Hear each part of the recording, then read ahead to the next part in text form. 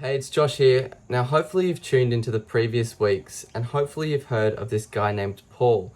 And you've probably heard that he was all out living for Jesus. Now, in today's devotion, we're going to be looking at a bit of Paul's life for Christ. So, if you have a Bible handy, feel free to open up to Philippians 1, verses 20 to 26, and I'll read it now. I eagerly expect and hope that I will in no way be ashamed, but will have sufficient courage, so that now as always Christ will be exalted in my body, whether by life or by death. For to me to live is Christ, and to die is gain. If I am to go on living in the body, this will mean fruitful labour for me. Yet what shall I choose? I do not know. I am torn between the two. A desire to depart and be with Christ, which is better by far, but it is more necessary for you that I remain in the body. Convinced of this, I know that I will remain, and I will continue with all of you for your progress and joy in the faith, so that through my being with you again, your boasting in Christ Jesus will abound on account of me. So Paul's goal in life was that Christ would be exalted in his body and through his ministry. And Paul talks about Christ being exalted, which just means being praised or magnified, whether he was to live or whether he was to die where he was in prison.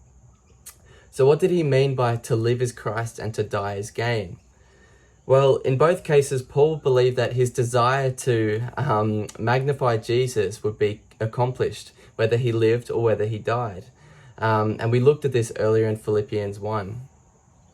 If he died, he uses the word departed, he would be able to go to be with Jesus in heaven, to be with Christ. And that was a day that he really, really was looking forward to. But on the other hand, if Paul lived, he would get to continue his ministry. And that was actually better for the Philippians because there were more churches to plant, there were more leaders to empower, there were more people to direct to Jesus, and there was more of Paul to continue to pour out for the Lord. And Paul finishes in this passage by saying that Christ will be magnified whatever happens. But despite this, he's determined to help the Philippians grow in their faith and have a deeper joy in knowing and trusting in Jesus. So that kind of sums it up in a nutshell.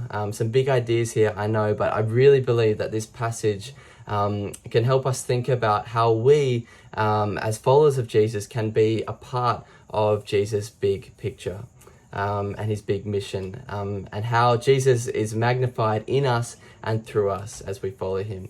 So guys, I hope this was encouraging, and make sure to jump on for next week.